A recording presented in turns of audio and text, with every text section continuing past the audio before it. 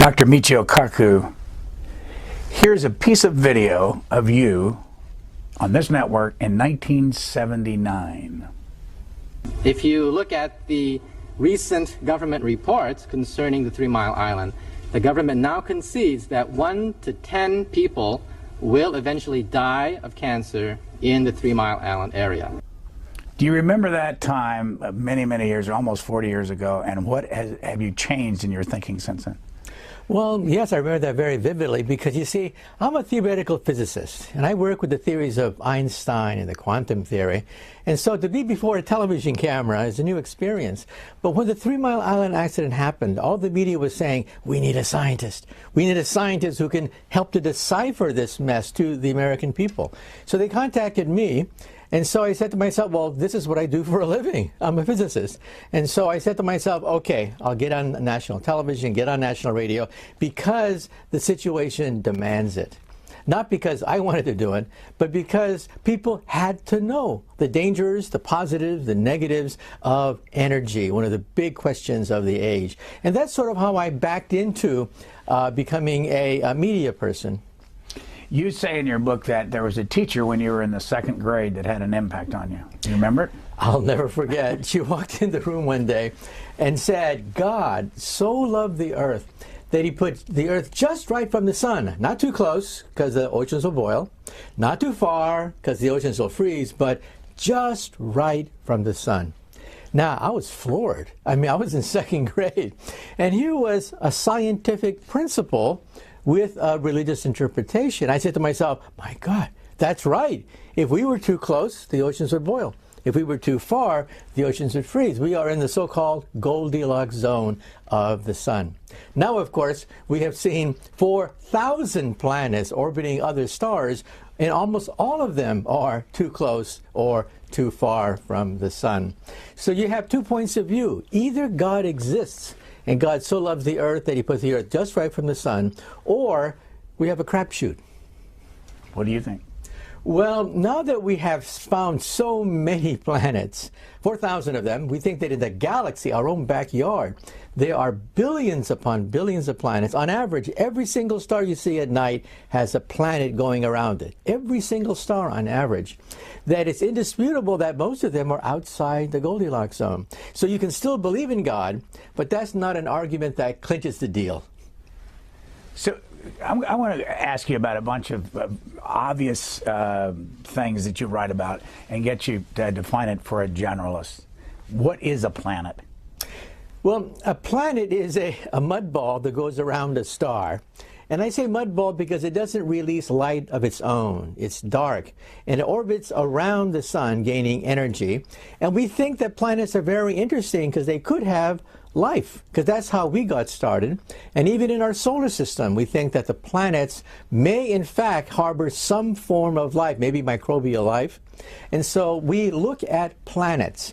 We look at stars to find out where the planets are, but we focus on the planets because that perhaps is the habitat for life in the universe. What's a star? Well, a star is a gigantic solar furnace. It's a ball of hydrogen gas that releases energy by converting hydrogen into sunlight. And so a star is, in some sense, a gigantic hydrogen bomb. It obeys the same equations of Einstein, E equals mc squared, where m is hydrogen, E is sunlight that comes out of the star. What is a comet? Well, a comet is a piece of ice. It's like a dirty ice ball that whizzes around in the solar system. They're only like 10, 20 miles across. They're not very big, but they're basically made out of ice, remnants of the original solar system, which we think once upon a time surrounded the sun, but now orbit in a disk. What's the difference between a meteor and a meteorite? Well, that flash of light that you see whizzing across the sky is caused by a rock that burns up in the atmosphere, and that's called a meteor. Either the rock itself or the streak of light. However, once it hits the ground, it becomes a mineral, so we call it a meteorite. So a meteorite is a meteor which has fallen from the sky. What's a galaxy? A galaxy consists of hundreds of billions of stars left over from the creation of the universe, the Big Bang. They look like a gigantic disk, a huge simmering disk of stars. Our galaxy, for example, is the Milky Way galaxy, and the nearest galaxy to us is the Andromeda galaxy. And we think there are about 100 billion galaxies in the visible universe. So believe it or not, that means we can actually count the number of stars in the visible universe. 100 billion galaxies, 100 billion stars per galaxy, and so that's the number of stars in the visible universe. 100 billion times 100 billion. What's an asteroid? An asteroid is a leftover from the creation of the solar system. We're talking about debris that extends from the Earth, extends from Mars out to Jupiter, and we think it's a failed planet.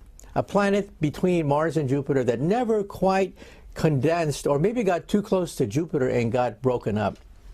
So if you had to pick another place to live outside of the Earth, where would you go? I would go to another planet. Now, we've looked at all the planets so far. None of them are exactly Earth-like. Venus, we once thought was tropical. Many science fiction stories have astronauts sunbathing on the beaches of Venus. We now know that Venus is our evil twin.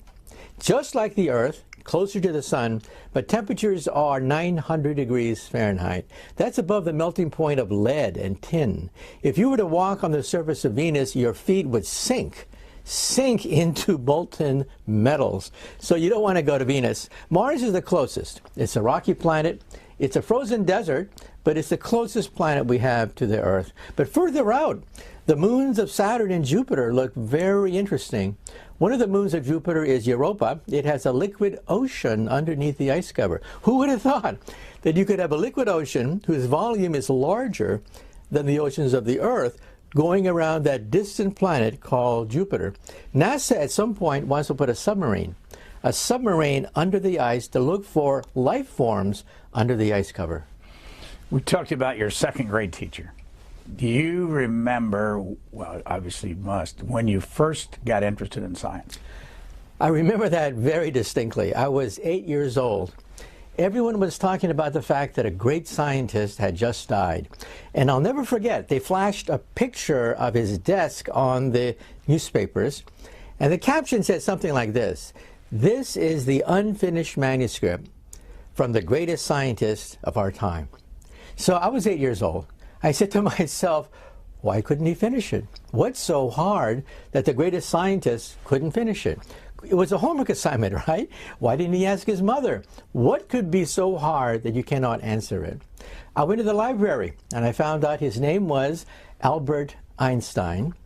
That book was The Unified Field Theory, the theory that would allow us to, quote, read the mind of God. So I said to myself, whoa, that's for me. I want to be part of this grand expedition to finish that book. Now today I can read that book. I can actually see all the dead ends that Einstein pursued, and we actually think we have it. It's called string theory. I'm one of the founders of the subject, co-founder of string field theory, and we think we can actually complete that book that Einstein set into motion, the theory of everything. There's even a Oscar-winning movie called The Theory of Everything. Go back your childhood.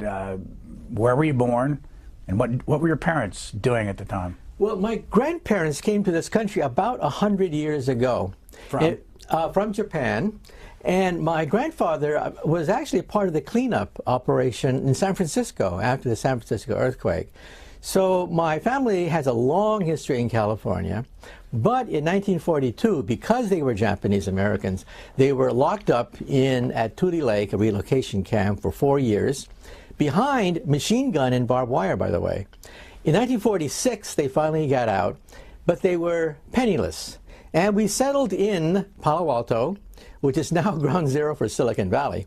But back then, it was all apple orchards and alfalfa fields. And that's where I grew up, basically in a farm-like environment in what is now called Silicon Valley.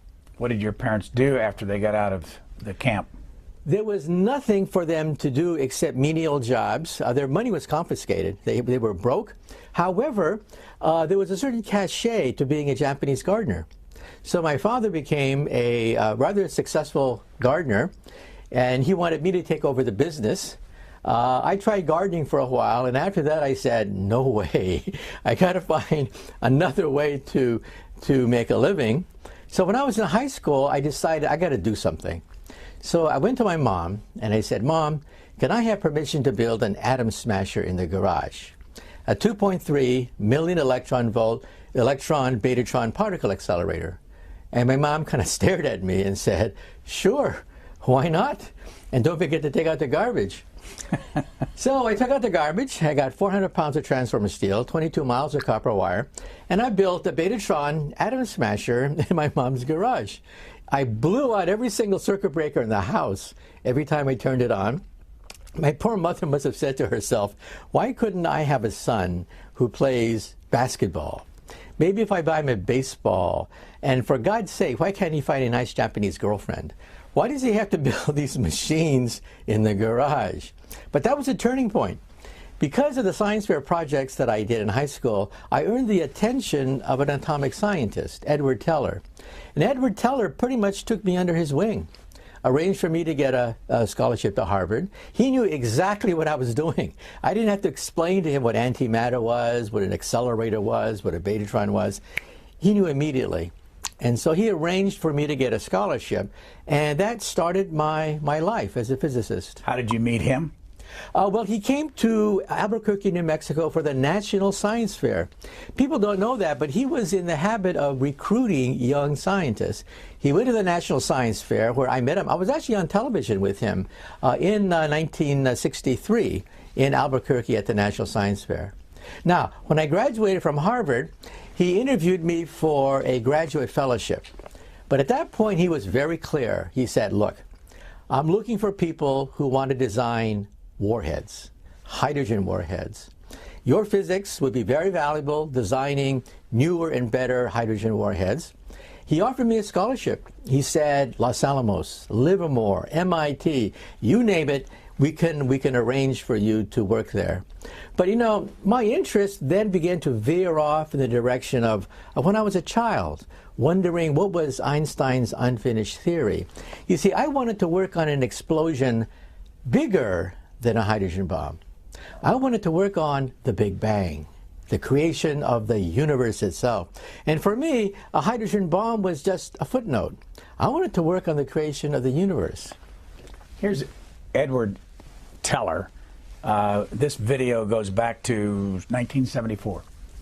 One of the decisive events which convinced me to work on nuclear weapons was a speech by President Roosevelt the day after Hitler invaded the lowlands, where he said, it is the duty of the scientist to contribute the weapons which are needed for the defense of freedom.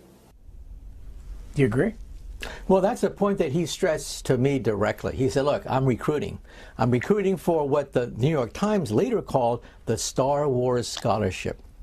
This scholarship propelled the brightest young minds in America from high school and college into Los Alamos to create the Star Wars program. Now, we know he had a checkered history. Many of the early designs did not work, in fact, for the Star Wars program. But that was the vision he had. He already had a very clear mission that science should be used in the interest of national security. You see, those times were different from today. We had the Sputnik moment. In 1957, when Sputnik went up, it was practically your patriotic duty to use science in the interest of America, because the Russians will one day orbit hydrogen bombs, not just Sputnik, but hydrogen bombs will orbit the Earth, and the homeland will be endangered. So that's why a whole generation of young kids became scientists and engineers and technicians, because it was the so-called Sputnik moment. So when you were growing up, when did you discover that you had the brain to understand this stuff? Well, when I was a kid, I read about Einstein, and my favorite quote from Einstein was, if a theory cannot be explained to a child, then the theory is probably worthless. Meaning that every great theory has a picture behind it that children can understand. Newton talked about, things moving in space, friction, the motion of bodies. Einstein talked about clocks and meter sticks and rocket ships, things that children can understand. And yeah, there are books trying to explain space-time to children. And I said to myself, wow, if the great ideas are all based on pictures, and you understand those pictures, then mathematics is bookkeeping. It's complicated bookkeeping. You have to learn how to do the bookkeeping, of course, but it's bookkeeping. It's the physical principle, the concept that makes everything move. Now, when Einstein was 16, he found that principle. When he was 16 years old, he asked himself a question: can you outrace a light beam? Now, we would say, well, that's a stupid question. I mean, outrace a light beam? What are you talking about? It took him 10 years from the age of 16 to 26, and he finally found the answer, and he changed world history. He found out that you cannot outrace a light beam. That's a children's question. And I said to myself, I can understand these children's questions. I just have to, of course, at some point learn the mathematics. But it's the principle that's involved. And today we know, of course, the speed of light is the ultimate velocity in the universe. Einstein is the cop on the block. And he figured that out starting at the age of 16. So all great theories have a physical principle behind it that children can visualize.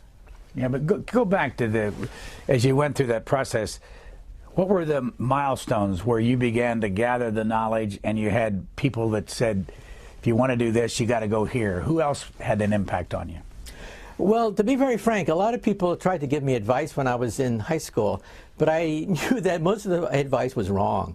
You see, I tell kids today that you have to have a role model because the wheel's been invented already. Why do you have to reinvent the wheel if you want to become a sports figure or a movie star? The wheel's been invented. Find somebody you admire. Look at their life history. Follow the path. So I said to myself, I want to become a physicist, a theoretical physicist. I read about Einstein's life, so I knew exactly what I had to do at what age in my life. When do I have to get a PhD? When do I have to become a professor? When do I have to start to work on some big physical concept? It was no mystery to me. And so many young kids come up to me because they get bum advice from their high school teacher who simply wants them to go to trade school or learn something that is a little bit better than pumping gas. So I say to myself, tell the kids, find a role model. The wheel's been invented already. So was Teller your role model? No, it was Einstein, because Teller made a very big pitch for me to design weapons. And for me, at that point in my life, I realized that it's engineering. The basic physics of hydrogen warheads is well known, well established.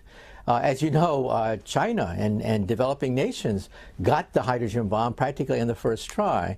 And so it was an engineering problem. I'm a physicist. I wanted to look at the physical concept of new, undiscovered things, like why did the Big Bang take place? What was the energy source of the Big Bang? Why did it bang to begin with? These are questions of cosmic importance that are far beyond the engineering of simply assembling a hydrogen warhead. But again, why were you able to figure it out and most people are drowning all this language and everything when they would be back in high school? Well, I think, unfortunately, we have a high school system that stresses memorization, stresses drudgery, and does not encourage the bright students to come up. For example, in Asia, they have the expression, the nail that sticks out gets hammered down. So if you're the oddball, if you're Steve Jobs, if you're Bill Gates, you get hammered down. But in America, we have the expression, the squeaky wheel gets the grease. Now, I was the squeaky wheel. I wanted to get the attention of my teachers in high school. That's why I built the Atom Smasher. As I found out, most of my teachers couldn't help me. But I wanted to do it because I said to myself, this is something that is doable. I just have to get the basic equipment, the basic physics I understood. And so it was not such a big deal for me to build an Atom Smasher. What'd you do with it? Well, I turned it on. Well, the goal was to create antimatter. That was the whole thrust of the Science Fair project. I photographed antimatter. Antimatter comes naturally from a radioactive source called sodium-22. I put that in a cloud chamber, put it in a magnetic field of 600 Gauss, and the beautiful tracks of anti-electrons bent in the wrong direction. Electrons bend this way. Antimatter bends the opposite way in a magnetic field. And I took beautiful pictures, cloud chamber pictures, pictures that are research quality, in fact, they tell me. And I won grand prize at the National Science Fair. And so I'll never regret doing a science fair experiment, because that took me from a gardener's kid to getting a scholarship to Harvard and then beginning to work on the unified field theory. That's how it started. What did the rest of the kids think of you? Well, they thought I was nuts, of course. The teachers that I had to work with, I simply told them that I had to cut transformer steel, I have to glue copper wire, and they helped me, but they didn't know what I was doing. I mean, they just knew that here's this young kid who needs to cut 400 pounds of transformer steel, wind 22 miles of copper wire, and I did it on the high school football field. How big was this atom smasher that you had? Well, it was about this big, consumed 6 kilowatts of power. The capacitor bank was huge because it had to store the 6 kilowatts of power. And it gave us this tremendous crackling sound when I turned it on. The magnetic field was so powerful that in principle it would pull the fillings out of your teeth if you got too close to it. You had to be careful if there was a hammer or anything like that. In principle, if I ran it on DC, it would literally grab a hammer from across the room and fling it toward you. That happens at MRI machines today because they too have a magnetic field of about 10,000 Gauss. Now, today we have a big one, a real big one outside Geneva, Switzerland. That's huge. That's a Large Hadron Collider. That is basically my little machine scaled up to the size of a city.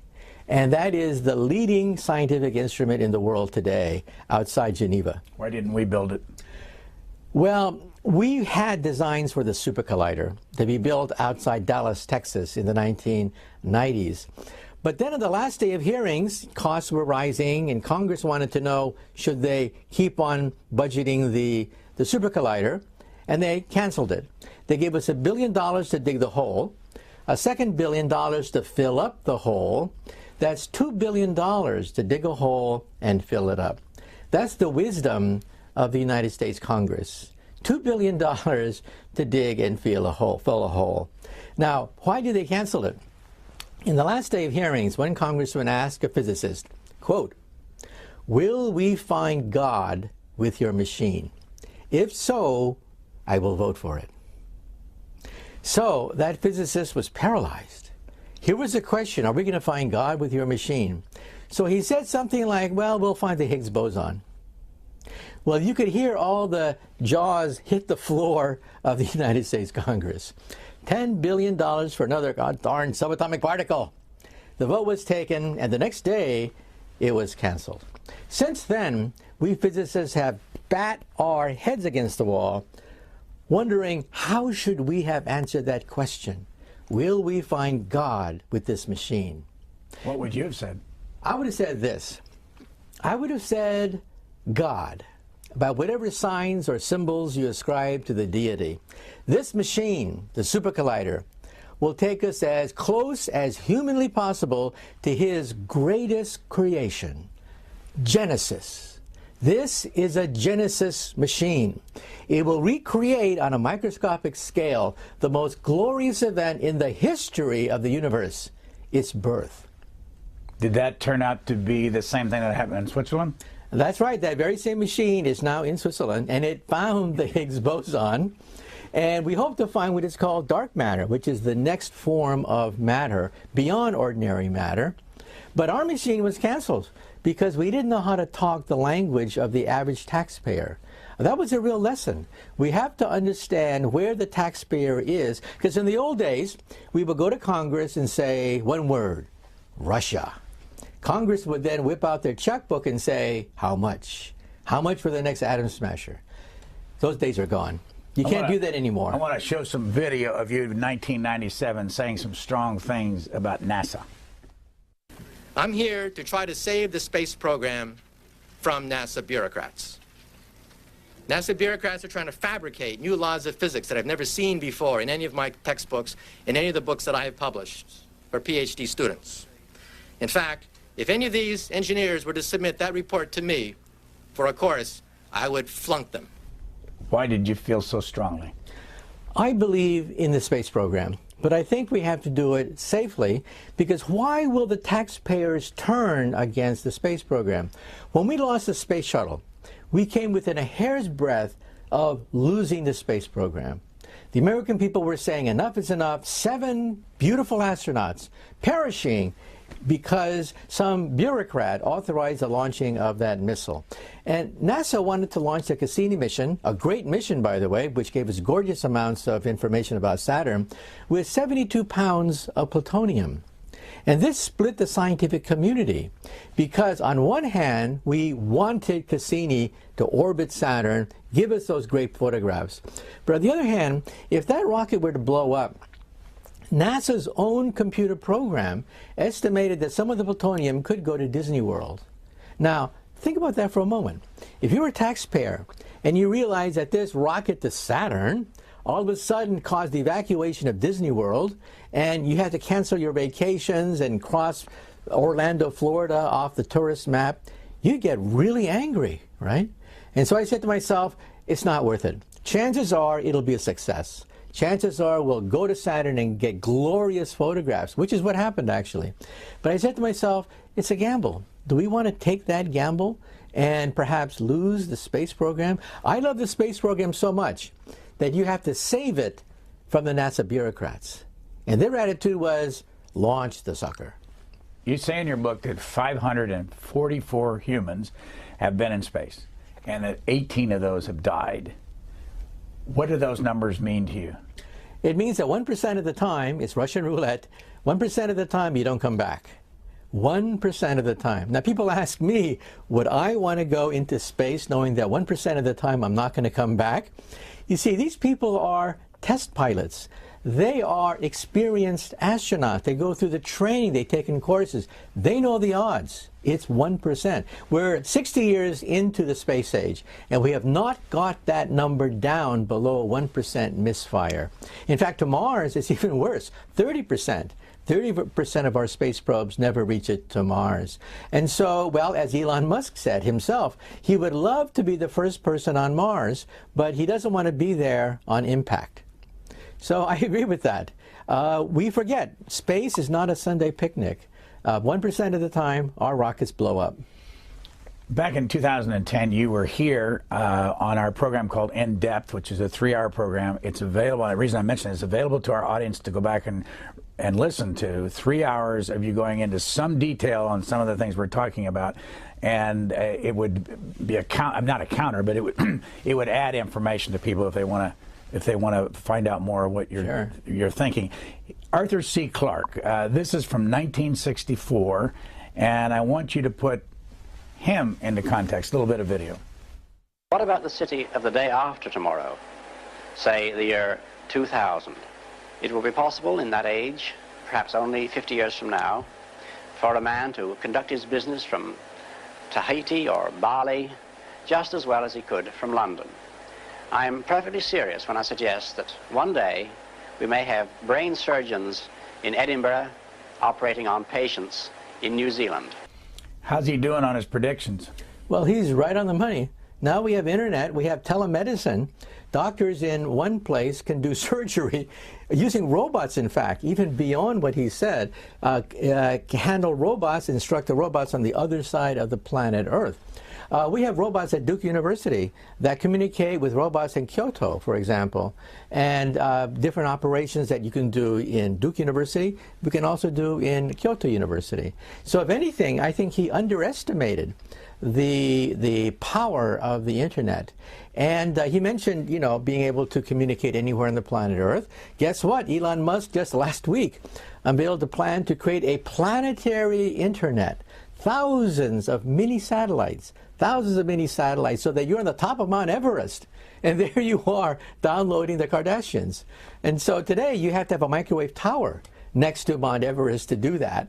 But if satellites, thousands of mini satellites orbit the Earth, then yeah, exactly what Arthur C. Clarke said could become a reality.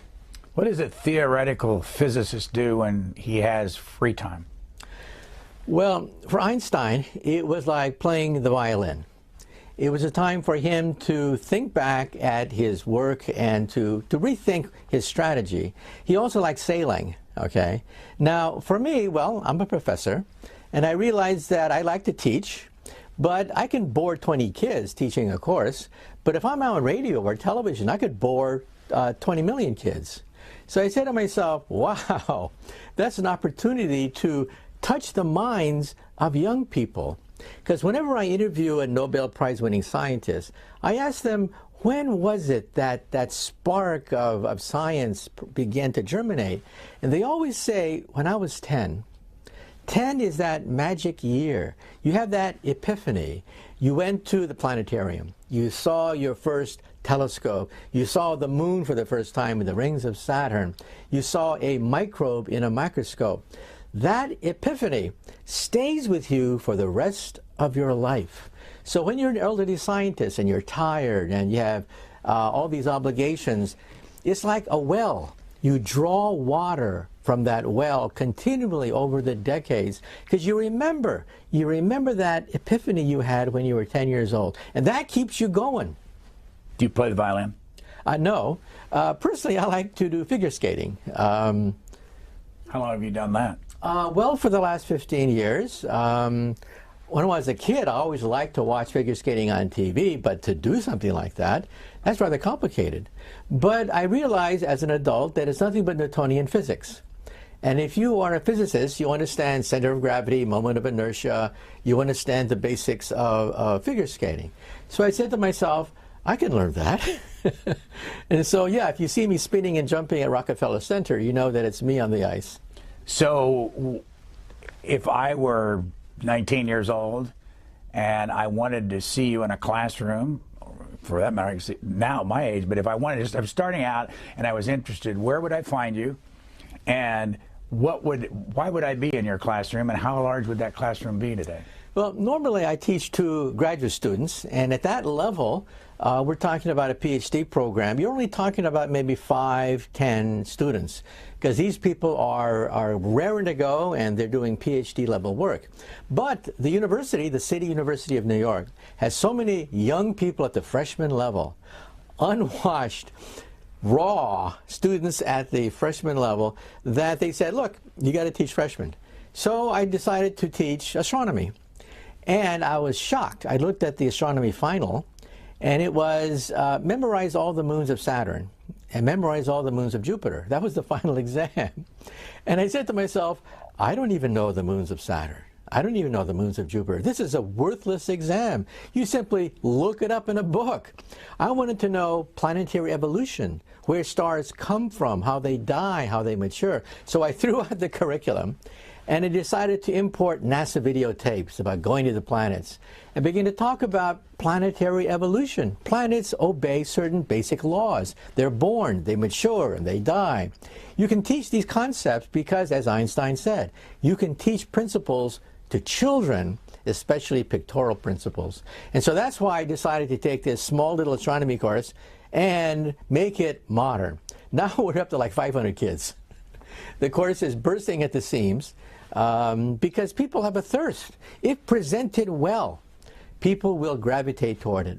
You know, when I first did television, people said that, quote, science doesn't sell on TV. But I said to myself, well, that can't be right, because 1 million people subscribe to Scientific American, another 1 million people subscribe to Discover magazine, and when there's a science special, well, you can actually get 5 million people to tune into that. So there's an untapped audience there. And then when cable took off, we found it. Yes, there really are 5 to 10 million people out there that will tune into a science program if, and only if, is presented well, with special effects, with a very cogent storytelling. People will gravitate toward it because we're born scientists. We're born wondering why the sun shines. How often have you been involved in a television special? Well, I work with BBC, Discovery Channel, the Science Channel, hosting specials for them sometimes, and of course Talking Heads. I regularly do Talking Heads for different science specials. You do radio, and where can people find your radio shows, and how often? Well, I'm on every week. They can go to my website, mkaku.org, or Facebook. We're up to 3 million fans on Facebook.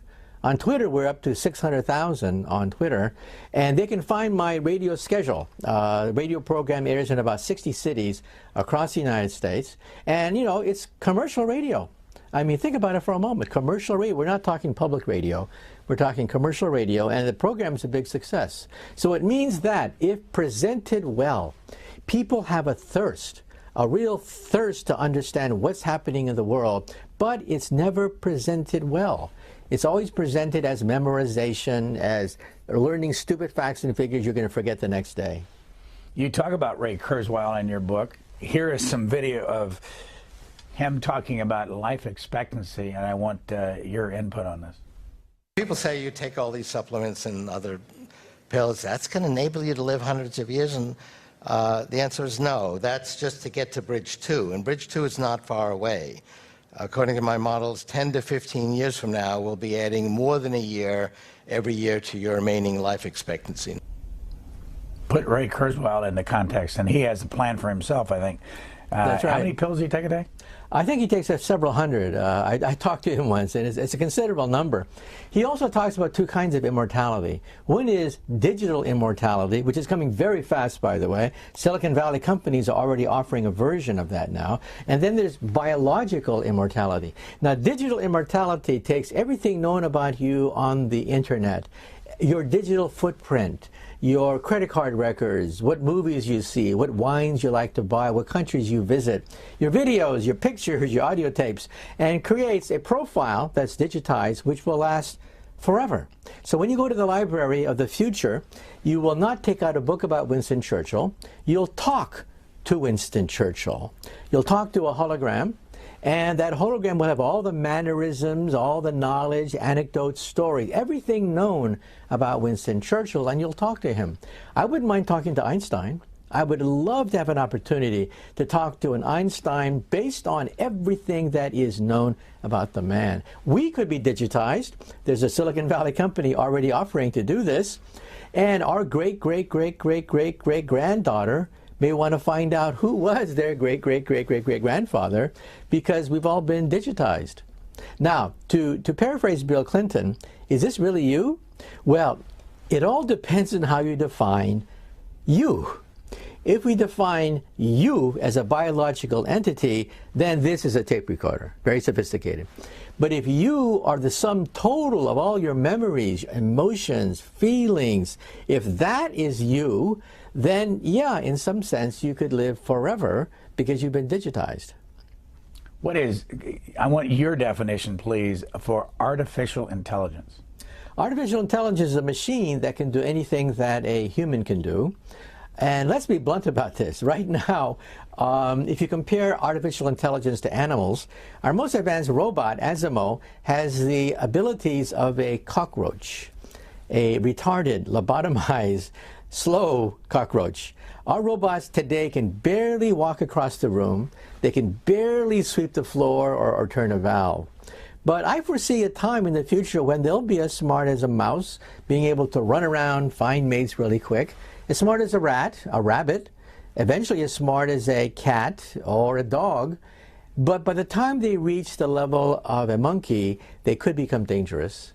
That's at the end of the century, I think, because monkeys have a self-awareness. They know they are not human. They know they're monkeys. Now, dogs are confused. You see, dogs think that we are the top dog, and they're the underdog, and we're part of the same dog tribe, the dog pack. So dogs are confused about who they are. But monkeys, they know they're not human.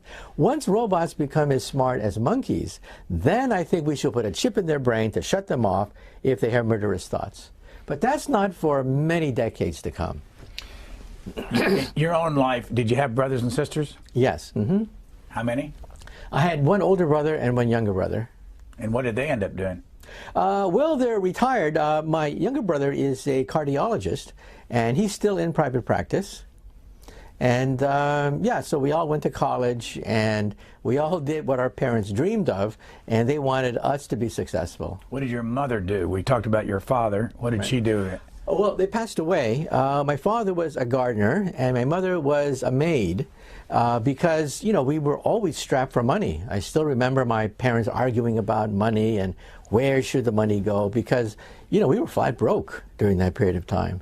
And I still remember my mother talking about college, that college is the key to everything. And I had this vision that college was this city in the sky. I still have that vision that there's a city in the sky called college, because that's the way my mother put it. And so now I realized that she was onto something, and that is, yes, college is a gateway to success in modern society. How much of all of your education, and where did you get it all, was paid for in scholarships that you got? That's right. I got accepted to Harvard, and also the Hearst Engineering Scholarship that Edward Teller founded. So I was the beneficiary of that. And then in my PhD program, there was money from the National Science Foundation. So luckily, even though struggling artists have a hard time scraping together their next meal, in sciences there is funding. The National Science Foundation, the Department of Energy will fund enterprising young PhD students. And so that, I think, is a good thing. You know, there's a brain drain into the United States because there is funding. Both private entrepreneurs, Silicon Valley billionaires will sponsor startups. And there is a National Science Foundation and the Department of Energy for more speculative and cutting-edge kinds of research. So there is a brain drain into the United States at the present time. Go back to your 10-year-old example. By the way, do you have children? Yes. How many? Two. And what kind of work are they in? The older daughter is a brain doctor. She's a neurologist. And she's actually a professor now, a professor at Boston University. And the other? The other one followed a different road. She is a French pastry cook. She went to an exclusive school where they train and accredit French pastry cooks, and she's done very well in Manhattan. Your mother said she wanted you to find a nice Japanese woman. Is that who you found for your wife? My second wife is Japanese, and so my mother finally got her dream. However, I should point out that my mother eventually came down with Alzheimer's, and so it's very unfortunate that she could not even recognize me. Toward the very end, she could not even recognize herself. And so I thought that life in some sense is so unfair. You struggle so hard when you're young, and you're always poor, always wondering where the next check is going to come from, and then you lose your memories. You lose your sense of who you are, who your children are. You know, sometimes life can be very unfair. What are you thinking at this age? Do I get it that you're 71? Yeah. Mm-hmm. I mean, what are you thinking about? How long are you going to teach, and what happens to the brain? You must know a lot about the brain as you get older. Well, I realize that the body does, of course, decay, but the brain decays much slower. You could be sharp as a whistle, even in your old age. Einstein was publishing very important papers, even to the last days of his life. Now, when you get older, you say to yourself, do I want to write lots of papers that will get published, but are worthless? That you know they're nothing but dotting the I's and crossing the T's. I'd rather work on big problems now. Of course, there's a danger that nothing's going to come out of these big problems, but I would rather work on a big problem and fail than work on a lot of little problems and succeed. From a standpoint of financial accomplishments, what categories have been the most lucrative for you? In other words, teaching, documentaries, radio programs, speaking, books. Well, when I first started to write books, people told me you're never going to get rich writing a book because of the fact there's this cutthroat competition out there. And as Bill Clinton knows, you can make more money doing speaking at events and keynoting conferences and stuff like that. And that's something that I enjoy. It's something that I enjoy because you get to engage people and talk about things that are on their mind, things that are troubling them. And so I get invited to keynote conferences, for example. Is that the best economically, the speaking? Probably. And if you take a look at Bill Clinton and George W. Bush and people, they're on the circuit. In fact, I bump into them regularly. I've been on several programs speaking with Bill Clinton. And how often do you teach your class with 500 kids in it?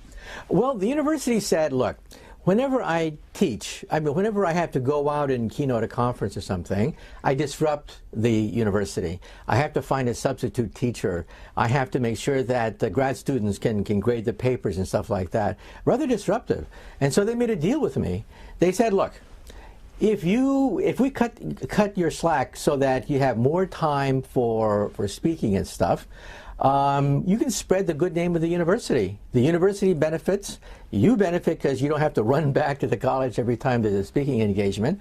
And that was a win-win situation. So they reduced my teaching load now, which is, I think, the ideal situation. How big is your university? It's one of the biggest on the planet Earth. The City University of New York has 250,000 students. It is huge. The State University of New York, of course, services the entire state. The City University of New York services, well, 8 million people altogether. That's the population of New York. Brooklyn alone would be the third largest city in the United States if you were to cut up New York City. So CUNY, the City University of New York, is gigantic. It is absolutely humongous. Here's some, you read a lot about this in your book. You talk about going to Mars, but here's a motion picture. Star Trek, 1979. It's not very long. I just want to show it and have you put the movies that we see in this country, again, in context with learning science. Have you seen all these movies? Oh, I love them. I'm a science fiction junkie. So I watch all the Star Trek films and all the Star Trek stuff. When I was a kid, I just really loved, I gorged on the stuff. Today, however, I do a lot of cringing because I realize, oh, they got that law of physics wrong. Oh, they got that wrong. So a lot of times I have to suspend what I know about physics and just let my imagination roam. And that's the way to enjoy these films. So I love these films. 1951, the day the Earth stood still. Let's watch this one. Did you see this movie? Yes, that movie was very important because up to then, the paradigm was War of the Worlds. The bad guys versus the good guys, we're the underdog, we're the good guys. That flipped it totally 180 degrees the other way. All of a sudden, we became the enemy. We were the enemy of ourselves. We're our worst enemy. And so that movie was incredibly important because it shifted the entire focus away from Martians invading the Earth to looking inward, to looking at our own problem. That if we explore outer space, if we mess up the Earth, we don't want to mess up Mars. We have to get our own act together. And so I thought that motion picture was pivotal because it shifted the center of gravity of science fiction. What's specific? And this is book number 9 for you? I think 14, I think. Yeah, they listed 8 in the front part of it. The other ones are PhD level textbooks. But this one's called The Future of Humanity. And what was your goal in this book versus the others? Well, the other is I talk about the future like 100, 200, 300 years in the future. But what's the pot of gold out there? What's the ultimate destiny of all these things?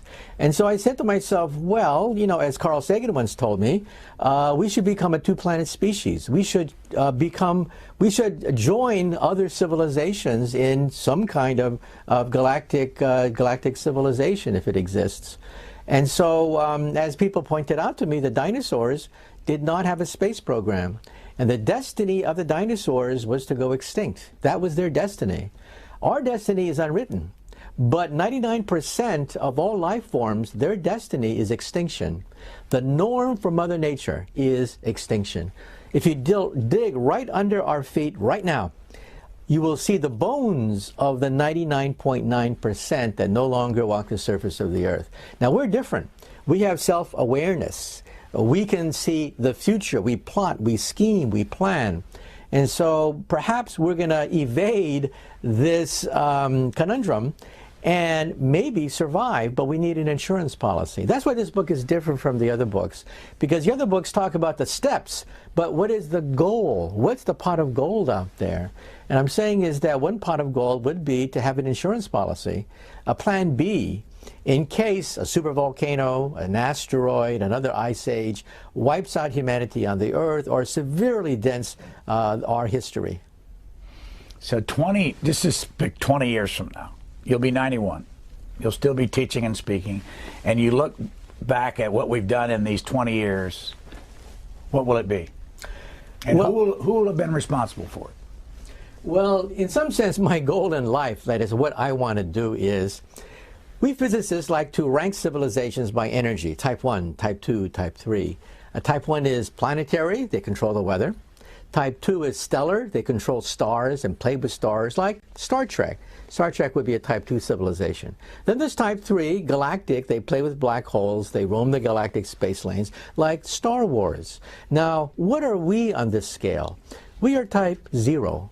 We get our energy from dead plants. But we can see that in 100 years, we will be type 1. But it's not guaranteed, because we still have all the savagery of our rise from the swamp just a few hundred years ago. We have the same sectarianism, fundamentalism, nationalism, all the backwardness of our rise from the swamp. But I see that by 2100, we will become a planetary civilization. And so I want to help speed up that process to make sure that we don't let the savagery of our rise from the swamp overwhelm our destiny, which is to become type 1. For example, what language will this type 1 civilization speak? Already on the internet, English and Mandarin Chinese are the two dominant languages. And the internet itself is the first type 1 technology that fell into our lap as we're still type 0. So we see the beginning of a type 1 planetary civilization, but we may not make it. Elon Musk just said that last month. Why don't the aliens visit us? There should be a lot of type 1 civilizations out there. They don't visit us perhaps because they didn't make the transition to type 1. Do you have any idea why over the years, and it's been that case since I was even aware of it, that we refer to aliens as little green men that are going to land here someday? Why are they little green men?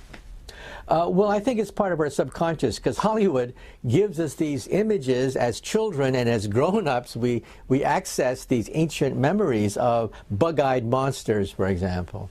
By the way, I have some advice for people that claim to have met these aliens. Many people email me and say they've been abducted by aliens from outer space, so they know they're out there. My attitude is, the next time you're abducted by an alien, steal something. I don't care whether it's an alien paperweight, an alien chip, an alien pen.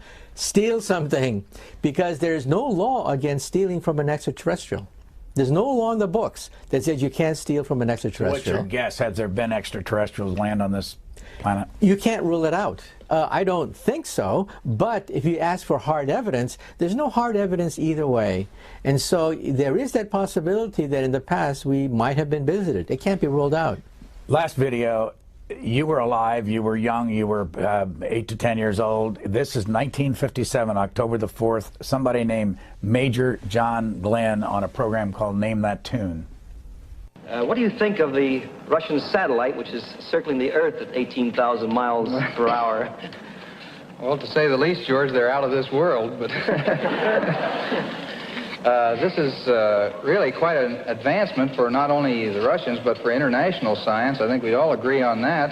It's the first time anybody has ever been able to get anything out that far in space and keep it there for any length of time.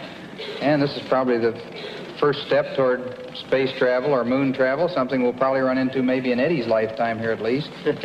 Eddie, would you like to take a trip to the moon? No, sir, I like it fine right here. Major John Glenn was a test pilot then, and he had not gone to space. In your opinion, how have we done since 1957? Well, I think NASA, unfortunately, became the agency to nowhere. It just spun wheels, went around the planet Earth. The space station was supposed to be the gateway for Mars and the planets, and that became a big turkey in outer space. So I think we've been basically spinning wheels for 50 years. But last month, just last month, there was this excitement, this electricity when the Falcon Heavy rocket blasted off, because that was a moon rocket, the first moon rocket in 50 years to blast off from Cape Canaveral. And guess who paid for it? Our taxpayers' money? No, a private individual, Elon Musk, paid for a moon rocket and basically gave it to the American people for free. This is unheard of. 5 years ago, 10 years ago, if you were to say that a private individual would create his own personal moon rocket and give it to the people of the world, people would think you were nuts. But it actually happened. So we're in a new ball game now. A new ball game where prices have been dropping dramatically, where the movie The Martian cost $100 million, but to go to Mars only cost $70 million. So Hollywood movies about Mars actually cost more than actually going to Mars. That's how cheap space travel has become. India, China. China's going to plant their flag on the moon. It's a national goal for the Chinese people. So things have changed. A sea change from the 1960s. Prices have dropped. Private entrepreneurs from Silicon Valley are funding a lot of this stuff, and China, India, everyone's jumping into the game. We're going to have a traffic jam around the moon. Just got 30 seconds. What would you tell an 8-year-old today, watching you right now, and I'm sure they've seen you in the audiences when you speak, what should they do to prepare to become a theoretical physicist or a scientist? Well, I tell them, keep that flame alive. That is, keep that spark, that inspiration, whatever it was that set you off in the direction.